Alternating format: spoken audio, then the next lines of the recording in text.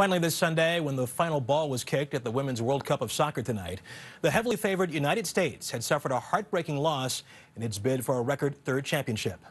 But for the winners from Japan, it was an uplifting and badly needed boost. Tony Guida has more.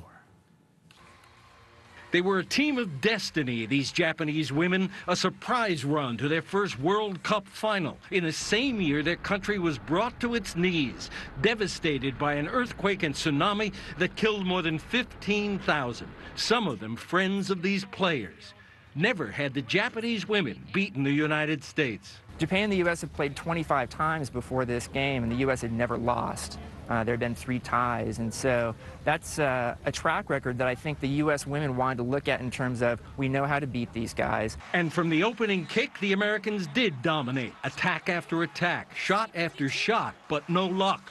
3 balls hit posts and bounded away. The first half ended scoreless. 11-year-old Willa Mole, watching intently at a soccer shop in Manhattan, was anxious. I wish they had scored on some of the chances. Midway through the second half, the U.S. finally did. 22-year-old Alex Morgan, the youngest player on the team, took a long pass from Megan Rapinoe, dribbled skillfully past a Japanese defender, and fired the ball into the corner of the net.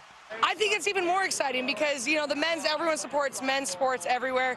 And, now we have the women, and all over the nation, everyone's supporting Team USA. President Obama thought it great. He and his wife and soccer-playing daughters watched intently at the White House as the resilient Japanese squad tied the game 12 minutes later. The game went to overtime, 1-1.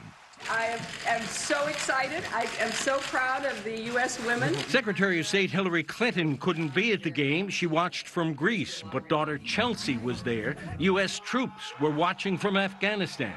Both teams' top scorers traded goals in overtime. Abby Wambach for the United States, Omari Sawa for Japan. It was 2-2 after 120 minutes of scintillating soccer.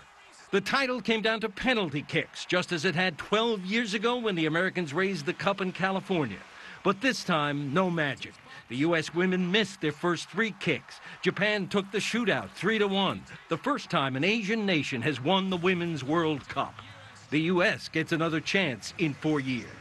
Tony Guida, CBS News, New York. So close, a real nail biter.